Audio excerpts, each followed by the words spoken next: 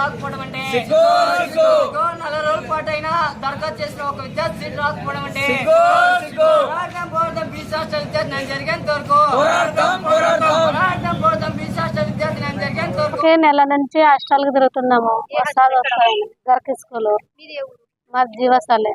వస్తామంటూ చెప్తున్నారు, అన్ని ఇచ్చినాము, ఇంకా రావడం లేదు. బీసీ వాళ్ళకి లేదు లేదు లేదంటారు. మా పిల్లలు ఎక్కడ వెళ్ళాలి? మాము చదువులేని వాళ్ళు, మా పిల్లలు కూడా చదువులేనట్లే కావాలి. మాకు చదివించుకోవడానికి చేత కాదు. మా ఊర్లో 5వ తరగతి వరకే లాస్ట్ స్కూల్ ఉండేది. మేము ఇంకెక్కడికి వెళ్ళాలి? ఇట్లే రోజు ఎన్ని రోజులు నెల రోజుల నుంచి తిరుగుతూనే ఉండము. మా పిల్లలకి చదువులు కావాలి.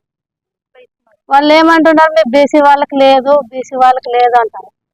మేము ఎక్కడ వెళ్ళాలంటే ఎక్కడ లేదు, మీ క్యాస్ట్కి అంటున్నారు. మేము తెరుచుకోవాలా అంటున్నారు. స్కూల్ అంటే మాది పల్లెటూరులో 5వ తరగతి వరకే మాది స్కూల్లో. మేము ఇంకా 5వ తరగతి అయినాక ఎక్కడ వేసుకోవాలి? ఇంకా మేము బడి లేనట్లు, మా పిల్లలు స్కూల్ లేనట్లు ఇట్లే కావాలా? అందుకోసమే మేము పోరాటం.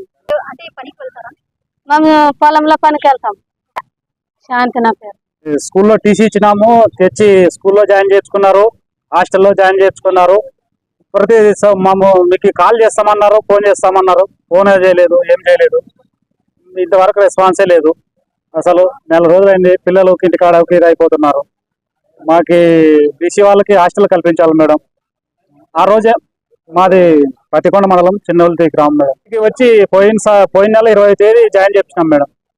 ఇప్పటికి 20 రోజులు అయితే పైన అయితే 20 రోజులు అయితే దగ్గర సీటు కావాలి మేడం. బీసీ హాస్టల్లో ఓపెన్ చేస్తే సీటు కావాలి మేడం. ఓపెన్ చేస్తామని చెప్పి ఇంతవరకు ఏమీ చేయలేదు మేడం. మా పేరు రవిశంకర్ మేడం. ఆమె నేపథ్యంలో అధికారులు అందరు అప్లికేషన్లు తల్లిదండ్రులని తీశారు. దాదాపు 200 అడ్మిషన్లు ఈ రోజు ఆ బీసీ హాస్టల్ కోసం దరఖాస్తు చేసుకున్నారు. దరఖాస్తు చేసి దాదాపుగా 4 రోజుల పాటు అవుతున్నా ఇంతవరకు ఎటువంటి హాస్టల్ సీటు కేటాయించలేకపోవడం చాలా బాధాకర విషయం. కాబట్టి స్థానికులు ఎమ్మెల్యే గారు 6 రోజుల పాటు అన్నారు. ఈరోజు 4 రోజులు అవుతుంది, ఎక్కడ ఉన్నారు ఎమ్మెల్యే గారు అని చెప్పేసి స్థానికులు ఎమ్మెల్యే గారిని అడుగుతున్నాం. ఈరోజు అధికారులు కూడా ఏ మాత్రం స్పందించుకోవడం చాలా బాధాకర విషయం. ఎందుకంటే ఈ రోజు అనేక మంది ఇది ఉన్నటువంటి అందరు తల్లిదండ్రులు అంటావు ఇక్కడ విద్యార్థుల్ని హాస్టల్ వదిలి వలస వెళ్ళే పరిస్థితి ఉంది. కాబట్టి వాళ్ళు విద్యార్థులు హాస్టల్ సీట్ ఇవ్వకపోతే వాళ్ళంతా వలస విద్యార్థులను చదువుల మధ్యలో ఆపేసిన పరిస్థితి కనబడుతుంది. కాబట్టి వెంటనే స్పందించి అధికారులు ఎమ్మెల్యే గారు స్పందించి విద్యార్థికి న్యాయం చేయాలా.